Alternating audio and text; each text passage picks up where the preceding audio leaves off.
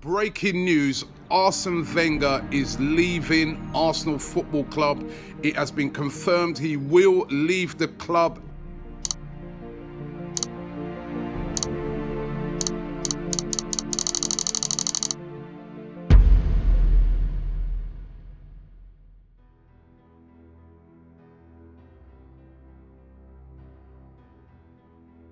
Arsene was a bit left field, and I was very friendly with David. I'd worked with him on the advent of the Premier League 4 years previously. And I didn't know about Arsene until David phoned me one day and said, look, we're going to appoint Arsene Wenger. He's coming out of Japan, and he's a really articulate, wonderful man. He's got visions of the future. He's going to change the game in England. And I'm sitting there going, yeah, okay, David, of course he is. Because I knew Arsene for 8 years before he actually came to the club. Now, we met in the late 1980s, just by coincidence. He was passing through London, came to the old Highbury Stadium for a game. We had dinner that evening, and from there on the relationship was sort of settled, and we've been friends ever since.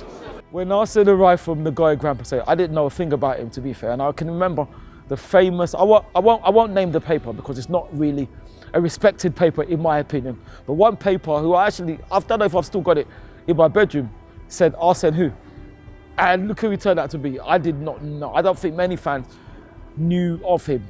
He was absolutely adamant that this was the man for Arsenal because he had a passion and he could take what was a military regime and turn it into a well-oiled machine. Well, when he first came, he was a breath of fresh air. He revolutionised football at Arsenal and in this country, you know.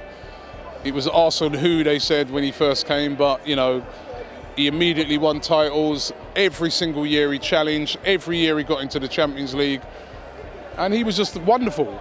This style of football, you know, as an Arsenal fan, you go to other clubs for games, and Arsenal's like almost everybody else's best favourite second club because of the style of football. I'm an admirer of Wenger. I think he's put a huge amount into the club.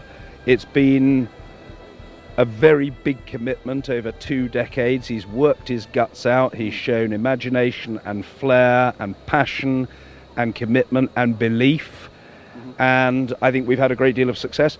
What he brought in was amazing. And, you know, players like Lee Dixon, Tony Adams, he prolonged their careers. And they said they never felt so fit.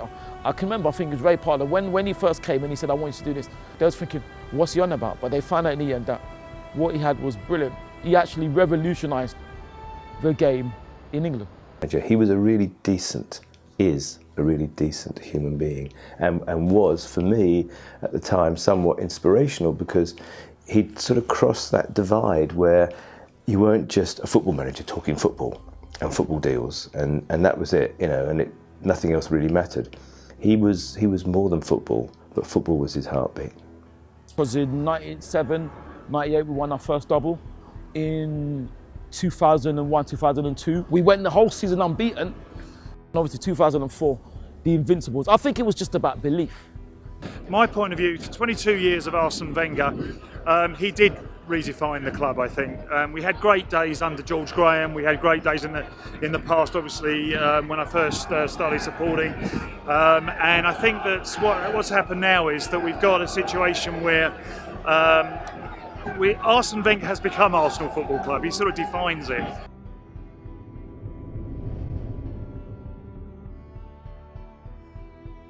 Forty 49 unbeaten, isn't it? It's not easy to do it. Man City, they've shown us that it's not easy to do it. So yeah, that's it. I mean, it's probably one of the greatest moments of the Premier League. Stadium and the Invincible, that's what he lives off. So I think that's his legacy, man. Because Ferguson had it his own way for so long, and then a new man in town came and just won the league and pushed him aside, you know, so. I always felt there was an underlying respect, but the one thing they shared was passion. Ferguson was a top dog, but he got usurped by Arsene and obviously the Invincibles and the great team. And, you know, they weren't happy about it. He just had this sort of warm sense of humour that engulfed you. But he'd lead you down this path of doing a deal, and then the drawbridge came down.